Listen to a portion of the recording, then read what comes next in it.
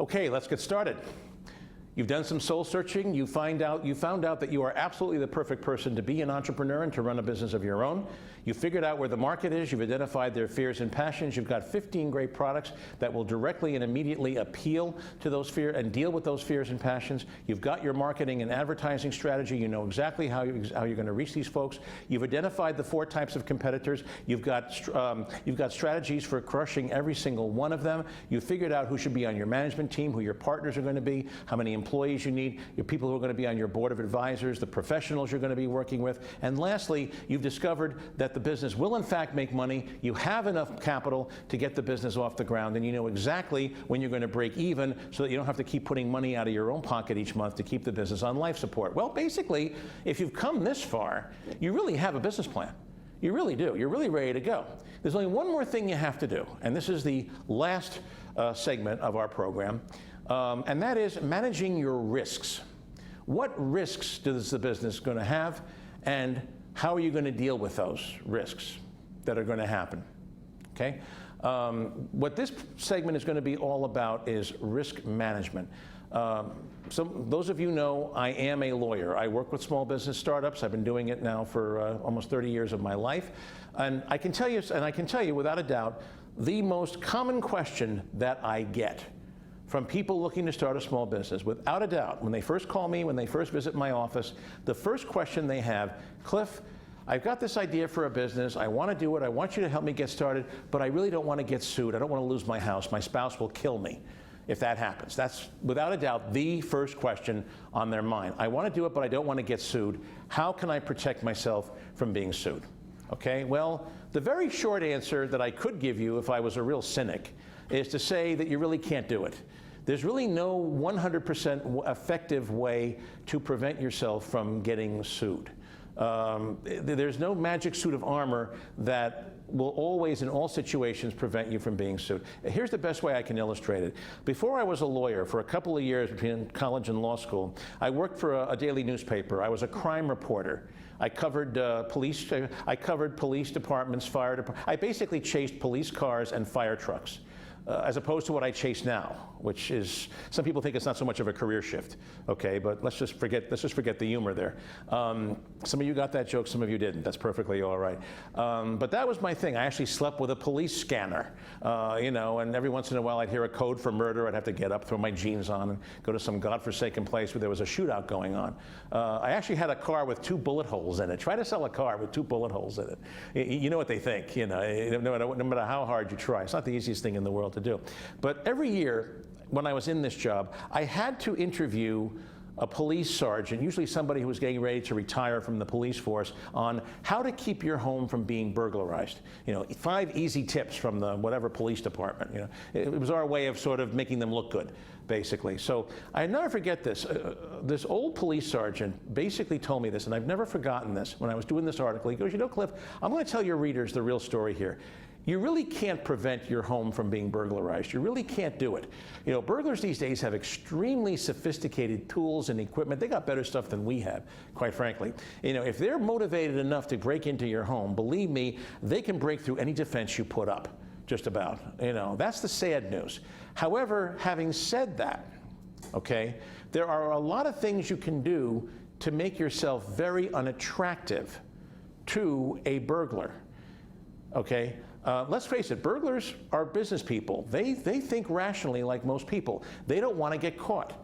They want the low-hanging fruit. They want the easy jobs, just like all professionals do. So if they have a choice between hitting a house that's built like Fort Knox over here and a house over here where they leave doors and windows open during the day when nobody's there, duh, which one are you going to hit if you're a burglar? You're going to hit the second house. So by all means, do the things that we normally tell people to do. Get yourself a vicious barking dog. Put double locks on every door and window. Maybe some bars on some windows that are at ground level. Cut away all the bushes and shrubs around your house so there's no place for the burglar to hide when he's trying to figure out how to break in. You know, do all these things by all means. But keep in mind that none of them are foolproof. If you have the original Mona Lisa by Leonardo da Vinci in your living room and the local burglars find out about that, they will be highly motivated to break through all your defenses. But the vast majority of burglars will say, you know what, that house is too tough, that's too risky, I'm not going there, that's too slow. Every minute that a burglar is inside your house, his chance of getting caught doubles. He knows that. So anything you can do to slow a burglar down is a very effective defense, and in most cases you will not get burglarized at all because the burglars will see your house as too risky. Now, that's great advice for keeping your house from being burglarized. It's exactly the same advice that I would give you to keep from getting sued. There is no way that you can 100% guarantee that you will never be sued in business. We live in a country where anybody can sue anything for anybody. This is how we resolve disputes in this country. If you do something bad enough and the person that you did it to is rich enough and can afford to fight a legal battle, you probably will be sued, probably at least once during your business life. Okay? Obviously, you don't want this to happen very early in your business life because it could potentially kill your business, but it probably will happen at least once in your life. There are some things, however, that you can do that can keep lawsuits at bay and make your business a very unattractive target to a potential plaintiff. A plaintiff is somebody who's thinking of suing you for whatever reason. Okay? Everybody with me on that? That's what a plaintiff is. I'm going to use that term in this video, so I want to make sure you know what I'm talking about here. There are 5 things you can do to keep yourself from being sued. Try to do as many of them as possible. If you are doing all 5 of them, you are probably doing as much as any human being can do to protect your business against legal liability. But keep in mind, nothing is 100% foolproof. Even if you're doing all 5 of these things, if you do something bad enough to somebody and that person is rich enough to bring a lawsuit, they probably will want to sue you. Here are the 5 things that you can do. Okay?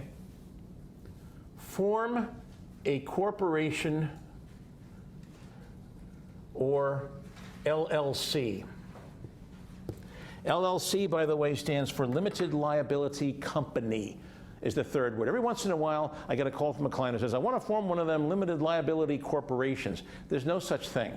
A corporation and a limited liability company are 2 very, very separate things. Okay? I won't go into the technical differences in this program. I have some materials in my website at cliffandco.com, which can, that will tell you with crystal clarity exactly what the technical differences are between a corporation and an LLC.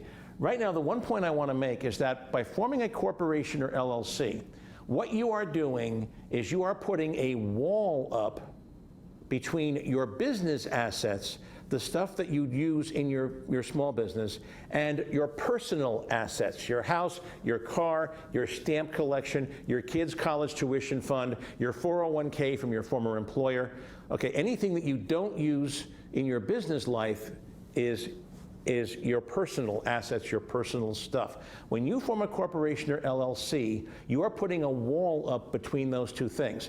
If you have a small business and someone, God forbid, tries to sue you, they can get to your business assets.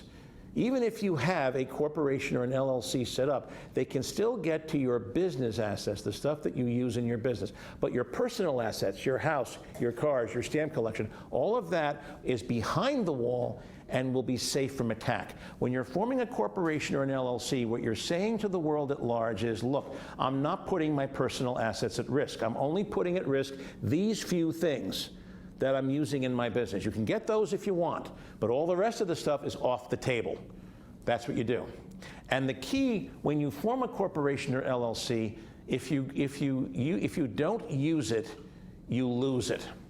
A lot of people do this. They form a corporation or an LLC, they pay an attorney hundreds of dollars to form the bloody thing, and then what do? They continue going on, they put it on a shelf somewhere, and they forget to use it in their daily business life. I can't tell you how many times I go to a networking meeting, usually it's a networking meeting, somebody handles me a card, the card says, Susie's Fantasies, and I say, oh, interesting, would you consider forming an LLC or a corporate? Oh, I have an LLC. Really? Can't tell. Doesn't say anything at all on your business card about an LLC or a company. All it says is Susie's Fantasies, Susie Jones, founder, principal. That's you. I hate to say it, that ain't your company. I don't know nothing about no stinking corporation. Okay? All I know about is you. When you have a corporation or you're an LLC, you must use that name everywhere. On your business cards, on your stationery, on your website. On the bottom, copyright 2015, Cliff Eneco Enterprises, Inc. You know, always use the name. That you got to stick it in people's faces. Here's a very homely way of describing this, okay? Pretend for a moment that this marker pen is a corporation or an LLC, okay? If I'm doing business with a corporation or an LLC, here is where it must be. Now, I know I'm kind of wrecking the video here because I'm putting this pen here in front of me, but I'm making a very important point. All you people out there are the people who consume me. You're my suppliers, you're my customers, you're my vendors, you're my whatever. All you out there, people out there can potentially sue me. I want this pen between me and you. Right now, I am no longer giving this lecture. The pen is delivering this lecture. Now, let's face it, the pen is an inanimate object. It has no ability to stand up on its own. If I let go of the pen, what's going to happen? It's going to drop to the floor, right? Gravity's going to take over, right? That's why the pen needs human beings to hold it up. But by doing this, I take myself out of the equation. You're no longer dealing with Cliff Eneco. You're dealing with the president of the pen, who happens to be Cliff Eneco. Do you see the difference? I am no longer acting in my individual capacity like this. I'm acting as the servant of the pen, is what I am doing, okay? Now, let's say that I have this corporation or LLC, but instead of being here between me and you, it's over here somewhere, okay? Who do you see now? You see me, right? You don't know that this thing even exists. I could put it like here, too. You don't even know that pen exists. Here's Cliff Eneco. So if I say something bad and you want to sue me, who do you sue? Cliff Eneco. If the pen says something bad, remember Seinfeld, talk to the pen, girlfriend? Remember that, you know, from Seinfeld? This is what you got to do. The pen has to be stuck in people's faces. Anytime you sign a letter, a contract, anything, you never sign as Cliff Eneco. You sign as Cliff Eneco, Inc., by Cliff Eneco, President, and sign your name. You're acting as a representative. You're not Cliff Eneco anymore. You're the president of the pen who happens to be Cliff Eneco. See the difference? They call that signing, you always sign in a representative capacity as the servant of the pen. You never sign your name. I do this on checks, by the way. I'm probably very, very OCD when it comes to this stuff. But when I get my business checks, you know, they have the company name up here and the signature line. I write the word president in below all the signature lines. I want people to know that this is not a Cliff Eneco check. This is a Cliff Eneco, Inc. check. So if anything bad happens, it's the Inc. that gets sued, not me. So that's step one. Protect your personal assets by forming a corporation or an LLC. Talk to a lawyer. The average cost is anywhere between $300 or $1,000, depending on how complicated your state laws are and how complicated you want to make it. Okay. Just one page. Okay. I'll answer questions a little bit later, but the answer is that you can actually get rates on the websites. Most lawyers and accountants these days actually put their rates up on their websites for basic services like forming a corporation or forming an LLC. I'm not too wild about a lot of the online services like LegalZoom. I'm not too wild about them. Forgive me, I have seen them make mistakes on corporations and LLCs. And also, too, there are some steps that they don't perform for you in the incorporation process. They tell you in good faith, these are some things we've done for you, but here are some things you have to do for yourself, but they don't do them for you. And if you don't know, if you're not disciplined enough to do them, you could end up missing those steps, which could be a problem for you down the road. Now, this is only step one of 5. These are 5 different things you have to do.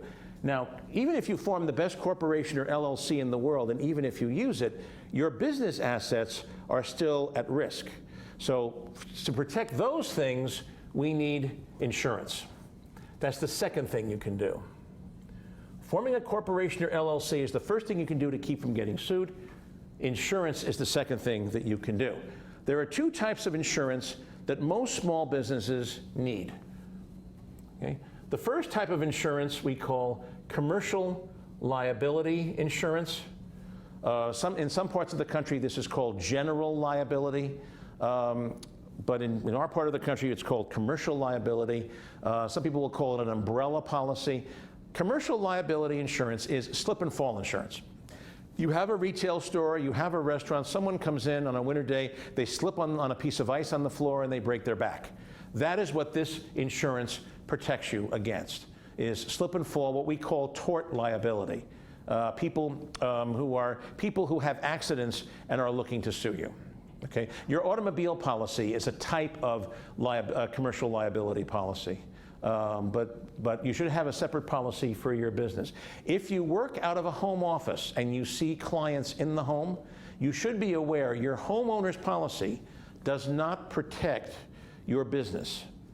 It doesn't. So if you have a business operating out of your home and a client comes and slips and falls, or your dog bites him or something like that, your homeowner's policy will not protect you. You either have to have a separate policy of commercial liability insurance for your business, or most homeowners' policies have what they call a home office rider, which you can buy. It costs an additional maybe $50 a year to get this. And what that will do is that will protect your home-based business as well. Ask your insurance agent about that. Remember, in part 4, we talked about how important it was to have a good insurance agent on your team of advisors. This is one of the reasons why. You want to talk to them about liability insurance and how you can protect yourself, especially if you have a home-based business, which many, many people do nowadays.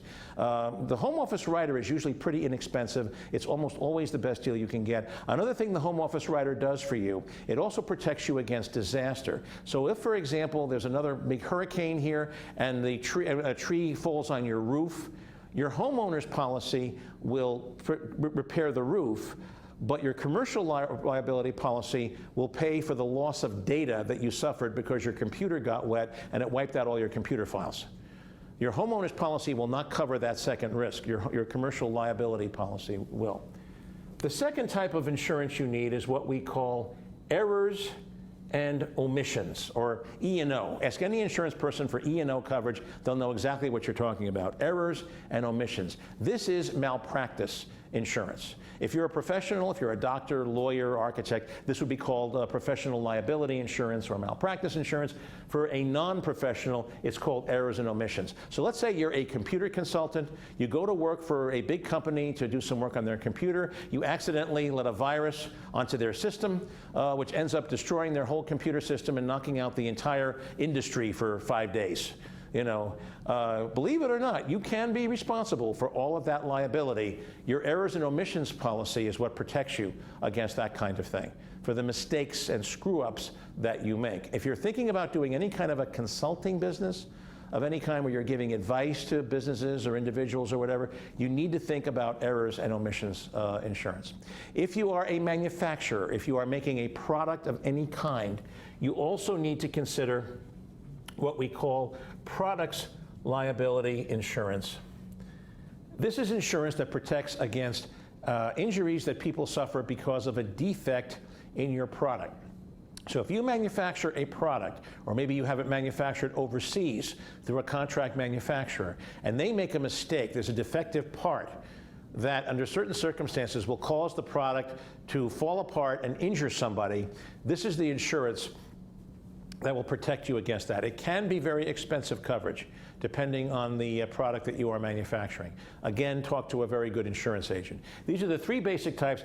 Sometimes in certain businesses, there are certain policies, they call them umbrella policies, that will cover some or all of this stuff. So for example, if you are a publisher, you know, there's a policy you can buy called publisher's liability, where they will protect you, you know, not only against this kind of stuff, but also against, you know, one of your authors writes a novel and one of the characters looks suspiciously too much like Madonna or some other famous public figure, and the public figure gets angry and sues, that kind of stuff, which happens to publishers.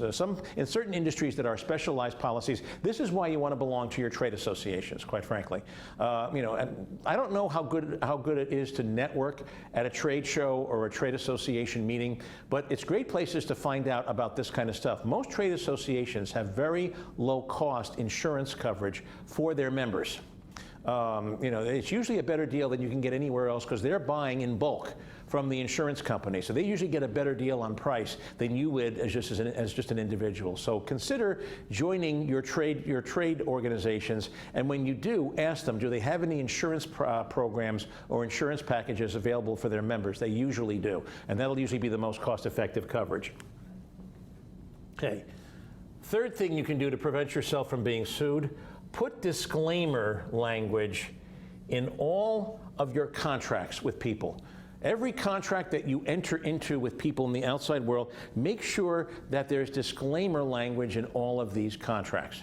Okay? There are two types of disclaimers. The first type of disclaimer is what we call a warranty disclaimer. Okay? When you do a contract with somebody, especially if you're providing a service, you want to put language in there that says what your standard is going to be. I will do my work, I will perform my services in a professional, workmanlike manner to the best of my ability, something like that, okay? But you never ever want to guarantee results. So for example, even if I do the best possible legal work for you that I can, it doesn't mean that you won't get sued or that something bad might happen. Okay? So in all my contracts, my retainer agreements with clients, I always put a clause in there that says that I cannot guarantee that you will achieve a particular result, even if I know what it is. Even if you tell me this is what I want to happen. I can't promise you that that will happen. I can't give you any kind of guarantee. I will just do my work to the best of my ability in a professional and workmanlike manner. That's an example of a warranty disclaimer.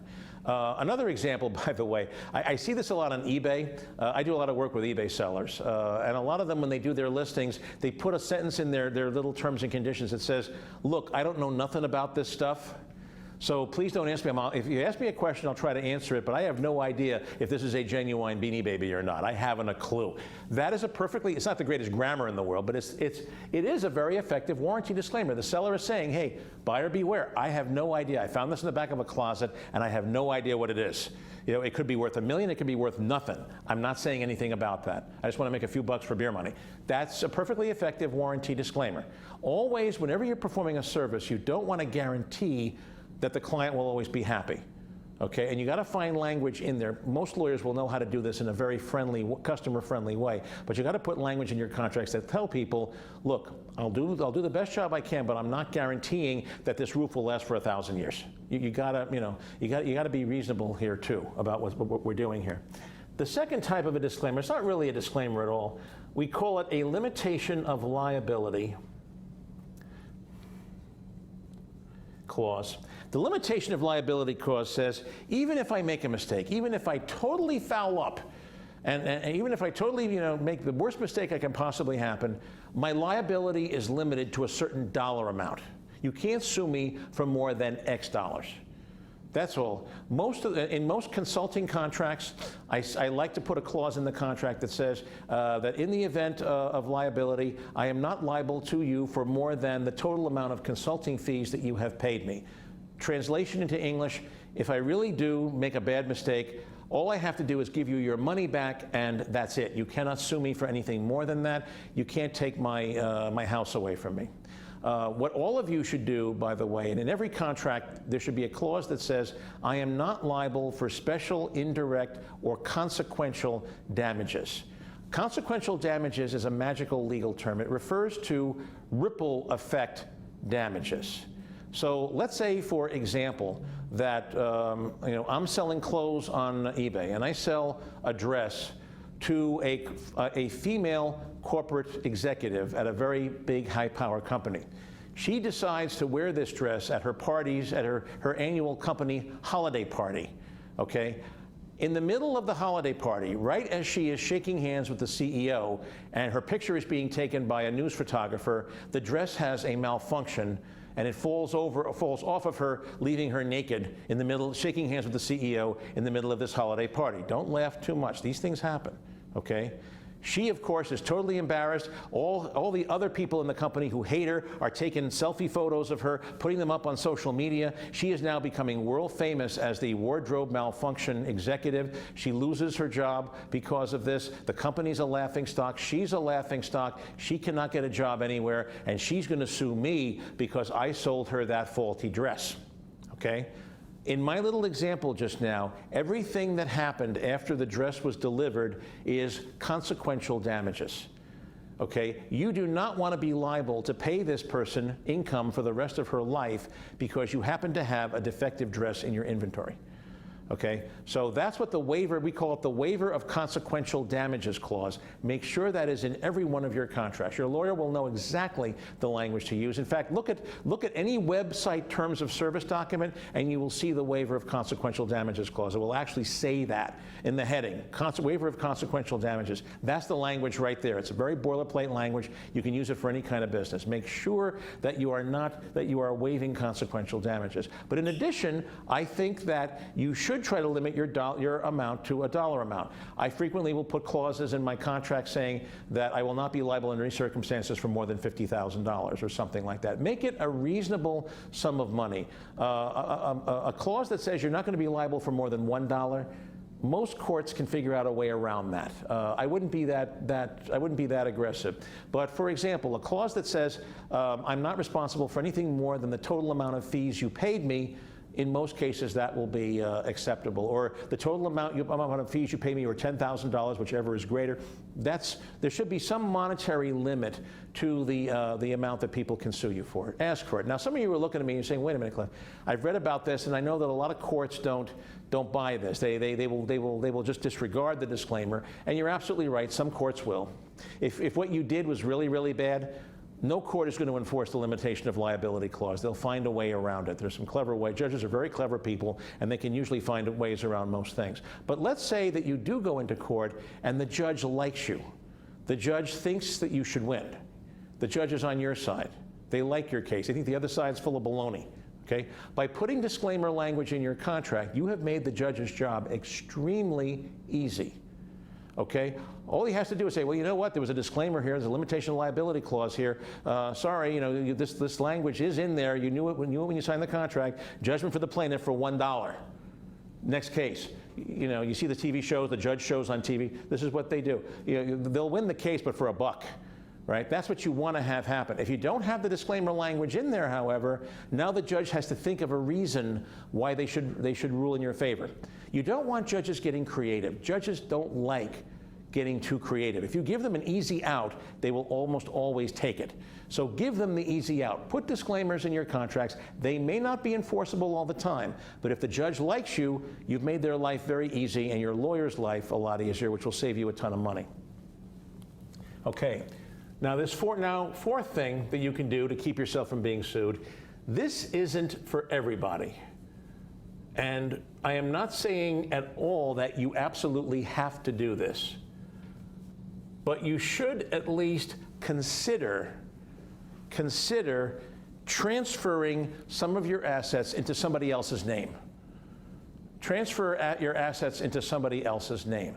So, for example, if you are married and your spouse is not going to be involved in the business in any way, you might want to consider putting title to the house in her name. We call this judgment proofing somebody. Basically, someone who is judgment proof doesn't, at least legally, have title to anything. Title to all their property is in somebody else's name.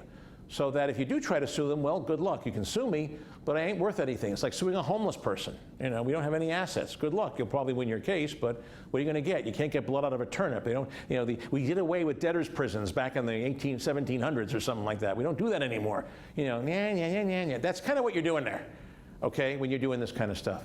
Okay, but be careful. There are some rules here, okay? That's why I say it's not for everybody, okay? Always be aware that if you're going to transfer assets into a spouse's name, first of all, the spouse can have nothing to do with the business. Your spouse has to be completely separate from the business, doing something completely different. If the spouse is helping you out in any way, any clever judge or plaintiff's lawyer can drill a hole through that. They'll say that you're partners and that the two of you are jointly and severally liable. That's the magic language that they use to get to that asset. So make sure that if you transfer to a spouse, the spouse is totally not involved in your business in any way whatsoever.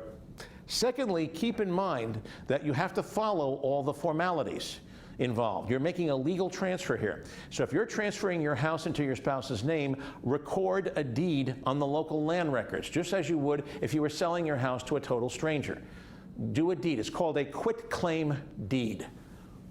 I'll put that on the board because I don't always say these things right.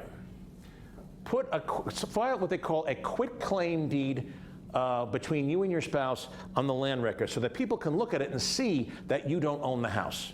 Put them on notice. The law requires that. In any real estate transfer, follow the law. Likewise, if it's a piece of personal property, if it's a diamond ring, let's say, do a document called a bill of sale. It's a one-paragraph document. It's like a deed for personal property. I hereby give to my spouse so-and-so for $1 in love and affection my 18-carat diamond ring that my great-grandmother gave me and that's worth $1 million gazillion. Okay, that's a perfectly valid. You can do it. There are forms of bill of sale on the web you can get for $1 or $2, and they're usually pretty good. Bill of sale is a hard document to louse up, but make sure you do it. Follow the legal formalities. Don't just do things on a handshake. Okay. Okay. Number 3, really think hard about how strong your marriage is. And that sounds funny, but I'm not joking about that. You are making a legal transfer. You cannot just, later on, if things go bad with your marriage, you can't just say, well, wait a minute, I was only kidding, I didn't really mean it. You have made a legal transfer. So if you and your spouse get divorced down the road, you're not just going to be without a spouse, you are going to be homeless if you do this. This is why, this is not for everybody. I am not saying you have to do this. If you are at all uncertain about your marriage and how strong it is, do not do this. Do not. You do not have to do this at all. Keep in mind, then last but not least, let's say that you're not married. Let's say that you have a significant other, but you haven't tied the knot. You're not legally married. Or let's say you're just not married at all. You're a single person, okay? What do you do here? Well, you can certainly transfer assets into other family members' names, but if you do, my advice to you is make sure they change their will. And in such a way that if they die, the asset comes back to you. Don't assume that that will happen. I had a situation years ago. One of my very first clients, in fact, was a gentleman who was a single person. He'd never married. He had a beautiful house on the water here in a very upscale community. The house was valued at about $1.8 million. Actually, it's a very valuable house. And he owned it outright. He had paid off the mortgage on the house. He owned the house absolutely outright. He was thinking of buying a business, and he was afraid that creditors would want to attach the house. He didn't have a spouse. He wasn't married, but he did have a very loving 88-year-old mother who adored him. So what he did, with Mom's consent, Mom knew what she was doing, but they did a quitclaim deed where he put title to the house into her name, 88-year-old Mom. Now, Mom loved him, no problem at all, except she was 88 years old. What do you think happened a couple of years later? She died. And guess what? They didn't change the will. So what happened was, the way most wills are constructed, first of all, they give what they call specific bequests. I give, this piece of property to my son John, this ring to my cousin Jane. You give a bunch of specific bequests to people, and then you have what they call the residual estate clause, which says any item that I have not disposed of previously will go into my residual estate and will be distributed to my heirs in accordance with law. Okay, well, the house went into the residual estate clause. This gentleman had 5 brothers and sisters.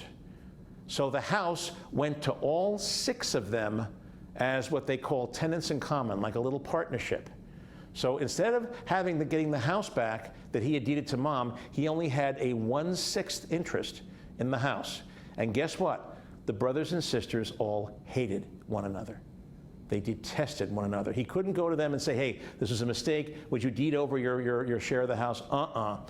That's when he hired me, by the way. That's when he called me and got me involved. He did this without a lawyer, okay? So it took us 2.5 years, and he had to take a mortgage out on the house to pay off his 5 brothers and sisters and get the house back that he once owned outright for nothing. Horrible, horrible result. Okay, if you're going to transfer things to people that are other than your spouse, make sure they change their wills, so that if something bad happens to them, you get the house back. Make it a specific bequest that in the event of my untimely death, this particular piece of property at such and such an address goes to my son John. Make sure that happens. because otherwise it won't. The estate laws work in very weird ways sometimes, and very often relatives that you never heard of will get pieces of your parents' property. It sometimes is known to happen. Okay, so to summarize up to this point, you want to keep yourself from being sued. Form a corporation or LLC, because what you're doing there is protecting your personal assets. Get as much insurance as you can afford, the insurance that you need. This is what a good insurance agent will help you with. Put disclaimers in all your contracts. Go crazy with this. Look at some website terms and conditions. They go on for pages and pages, these disclaimers. Try to get some of that into your contract. And then consider transferring title to some of your assets into a spouse's name if you feel strong enough in your marriage that you can get away with that. Now, there is one more thing you can do, and it's so obvious, but a lot of people overlook it.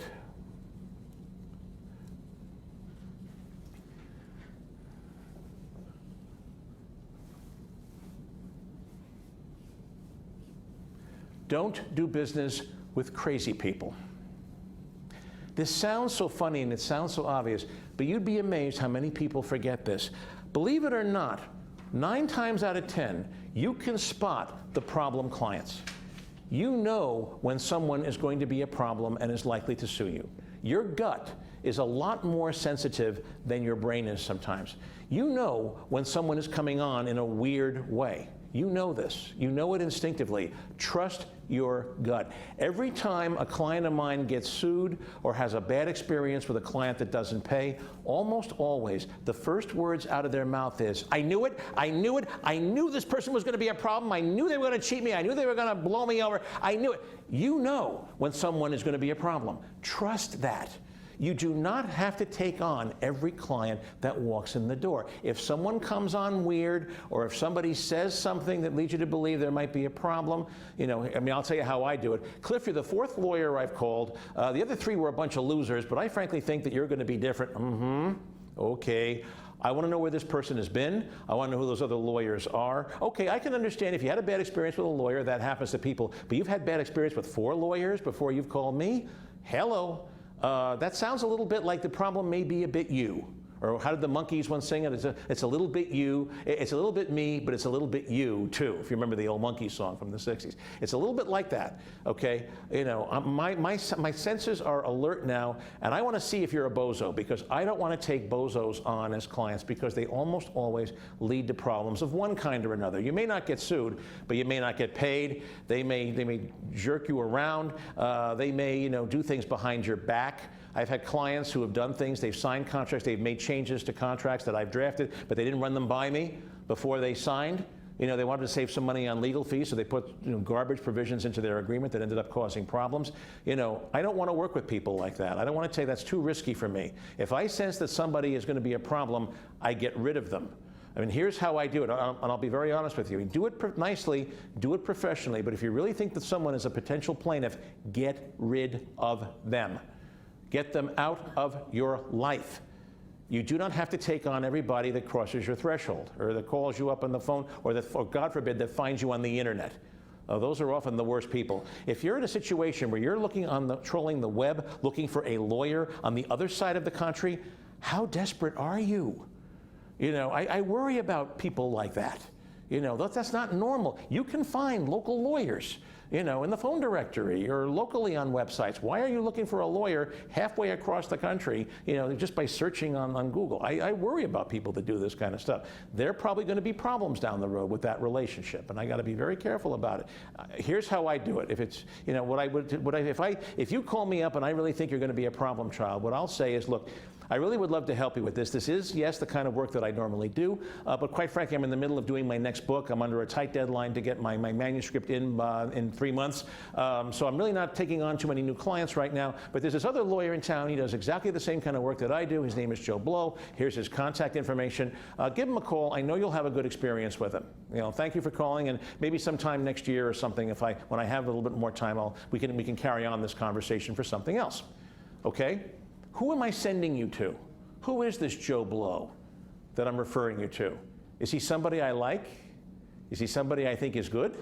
No. I am sending you to my worst enemy in the local bar association, my worst competitor. I want him. If I think you're a bozo, I want him to be your lawyer. And please, I hope you don't mind. Some of you are looking at me like you're utterly shocked, and I hope I haven't offended anybody here. But that's the way the world is. If someone's going to be a problem child, why should it become your problem? Hand it off to somebody you don't like. Maybe with luck, he'll take on the relationship, and he'll have problems with this. He'll have sleepless nights because of this person. So don't do business with crazy people. Seriously, this is probably the most effective way to keep lawsuits at bay. Keep in mind, however, that nothing is 100% foolproof. If you really do make a really bad mistake and the person that you did it to has tons of money and loves to bring lawsuits as a hobby, chances are you'll probably be sued. But by doing these 5 things, you are doing, and especially the 5th thing, you are doing as much as any human being can to keep lawsuits away, and probably, hopefully, you will never, ever be sued for as long as you own your business.